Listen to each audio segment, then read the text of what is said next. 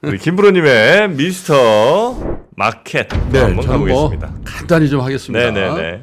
자, 헤드라인을 줘보세요. 네, 한국장을 왜 하냐? 5조 3천억 주식 허겁지겁 매도한 개미, 이렇게 헤드라인을 하나 한국경제에서 잡아놨는데, 지난주에도 뭐 이 말씀 드리다가 요거 엄청 먹었어요. 에? 한국 주식 아직도 국장하냐? 뭐. 네, 근데 모르겠습니다. 이제 뭐 단기적인 시황을 말씀드리지 않는 게 저의 원칙이기도 하고, 또 어떤 섹터나 어떤 주식을 추천하거나 팔으라 이런 얘기를 안 드리잖아요. 근데 제가 가끔 가다가 말씀드릴 때는 너무 쏠리는 상황이 되면은 조금 다른 걸 한번 보시라 이런 말씀을 드리잖아요. 근데 사실 뭐 이해는 합니다. 연초 이후에 우리 주식은 그냥 그냥 뭐 6% 7% 빠지는데 미국 주식의 핵심 종목들은 계속 날아가고 그러니까 굉장히 실망들 많이 하고, 한국 주식은 영원히 망하고 미국 주식은 영원히 올라간다는 이른바 확증 편향에 굉장히 크게 쏠림이 있었다라는 판단이 들어서 지난주에 아마 근자에 들어서 처음으로 한국 주식을 조금 보자 이런 말씀드리고, 미국 주식이 영원히 오르지는 않는다 이런 말씀을 드렸는데 이게 계속되고 있어요. 왜냐하면 그 지난주에 아주 우리 한국 주시장이 지난주 중반 이후에 드라마틱한 반전이 있었단 말이죠. 그것도 정말 우리 개인 투자자들 입장에서는 10년 먹은 채증이 확 그런 주식들이 많이 올랐단 말이에요. 근데 이 제도가 앞으로 어떻게 될지 아직 나온 게 없어요. 정부의 밸류 프로그램이라는 게 그냥 예고만 됐지 나온 것도 없고, 이게 실효성이 있는 정책이 나올는지 안 나올는지도 모르고, 또 일각에서는 그 시장에다 맡겨놓지 정부가 왜 그러냐 뭐 이런 시각들도 있는 게 사실이에요. 그럼에도 불구하고 한국 주식이 이런 프로그램의 예고에 의해서 저렇게 갑자기 오른다는 거는 한국 주식이 기본적으로 너무 싸져 있는 주식들의 권역이 있었다라는 거예요. 만약에 지난주에 그게 뭐 PBR 1, 2, 3 이런 주식들, 또 PER은 나오지도 않는 이익도 안 나오는 주식들이 막 무더기로 막 상한가 쳤다? 그러면 냉정하게 이거 이건 빨리 탈출해야 됩니다라고 얘기하는 게 맞아요. 그런데 비교적 다행스러운 거는 장기간에 걸친 소외에 의해서 기업은 굉장히 왕성하게 활동을 하고, 또 이익도 늘고 있고, 또 자산 가치도 굉장히 우량한데도 우리 투자자들의 굉장히 큰 소외, 이런 것들로 인해서 저평가돼 있던 주식들이 한꺼번에 오른 거죠. 네. 물론 그 권역마다 차별점이 없는 건 아닙니다. 그런데 우리 투자자들은 그럼에도 불구하고 개인 투자자들은 굉장히 냉정했다는 거예요. 지난달 25일부터 이달 2일까지 7거래일 연속 개인 투자자들이 순매도했는데, 이 기간에 5조 3,368억 원어치를 순매도했어요. 지난 2일, 이게 이제 이른바 밸류 프로그램으로 저 PBR 주식들이 굉장히 크게 올랐던 날이잖아요. 네. 하루에 2조 5천억 팔았습니다. 그러니까 신뢰 없다는 거예요. 안 믿는다는 거.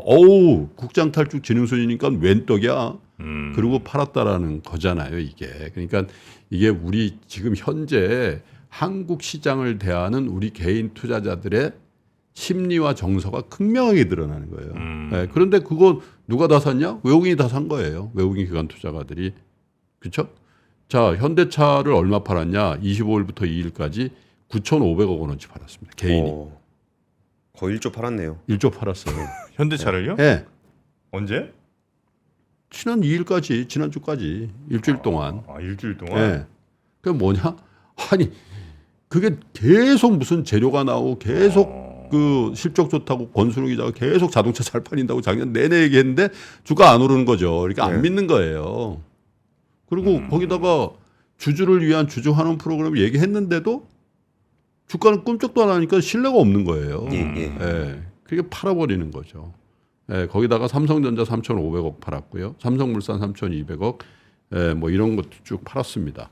근데 이런 것들이 이제 외국인이 이렇게 다 샀는데, 이게 오늘부터 어떻게 될는지 누구도 모릅니다. 그런데 한 가지 제가 다시 말씀드리고 싶은 거는, 워런 버핏도 찰리 몽고도 또 피터 린치도 똑같은 원칙을 고수해요. 그건 뭐냐?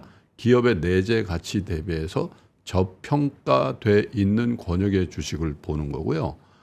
두 가지의 가치 투자를 지향하는 분들의 두 가지 노선이 있잖아요. 넘버 원은 위대한 기업을 리저너블한 가격에 사는 겁니다. 정말 좋은 회사를 합리적인 가격, 너무 싸지 않은 가격에 사는 게 있고, 그 다음에 리저너블한 주식을 위대한 가격에 사는 게 있어요. 둘 다 뭐냐면 비싸게 사면 안 된다는 거예요. 근데 지금 미국 주식에 대해서 우리가 그렇게 열광하는데 미국 주식을 전문적으로 하고 있는 기관 투자가 내지는 그 주식을 가장 밀접하게 보는 분들은 비교적 비싸다는 얘기를 한단 말이죠. 특히 많이 오른 주식들에 대해서. 그런데 이 말씀이 굉장히 리스크를 거는 거예요. 왜냐하면 야, 너 그렇게 정신없냐. 미국이 성장하고 미국이 전 세계를 주도하고 미국의 그 선도 기업들이 다 글로벌 그걸 모르겠습니까? 그러나 위대한 기업이 위대한 주식일 필요는 없어요. 그렇죠. 그죠? 그래서 지금 미국 주식을 팔고 한국 주식만 사라는 말씀이 아니라 너무 그렇게 확증적인 어떤 추세 편승에서 아직도 내가 미국 주식을 이 정도밖에 안 갖고 있나라는 생각으로 미국 주식을 한국 주식을 팔고 미국 주식을 가는 거에 대해서 한번 말씀드리는 겁니다, 여러분. 그래서 너무 시장을 차별적으로 미국 시장만 되고 한국 주식은 안 된다라고 생각하지 마시고 한국 주식 시장 내에서 괜찮은 종목을 꾸준히 찾으셔야 되고 미국 주시장이 되더라도 안 되는 종목은 피하는 그런 시도들을 좀 하시라는 말씀입니다. 만약에 이게 보름 있다가 한 달 있다가 미국 주식은 계속 오르고 한국 주식은 계속 빠질 수도 있습니다. 그러나 제가 보기에는 이런 투자 심리라는 관점에서 우리 주식에 대한 너무 극도의 실망감과 미국 주식에 대한 너무 극도의 희망이 지난 1월 말 2월 초에 있었지 않냐라는 그런 생각으로 다시 말씀을 드리겠습니다.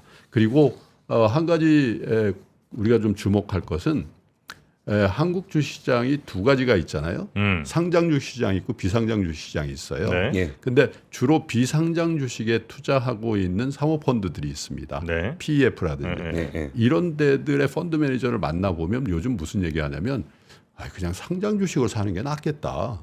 아, 그래요? 비상장 주식이 너무 비싸다는 거죠. 예를 들면 뭐 다 그런 건 아닙니다만 그만큼 상장 주식 우리나라에 상장되어 있는 주식들이 유동성 싸다. 프리미엄이 없고 유동성 디스카운트가 있는 상황으로 간 주식들이 많다라는 거예요. 그래서 그런 부분에 대해서도 조금 균형감 있게 투자를 좀 하셨으면 좋겠다 그런 생각이 좀 듭니다. 네.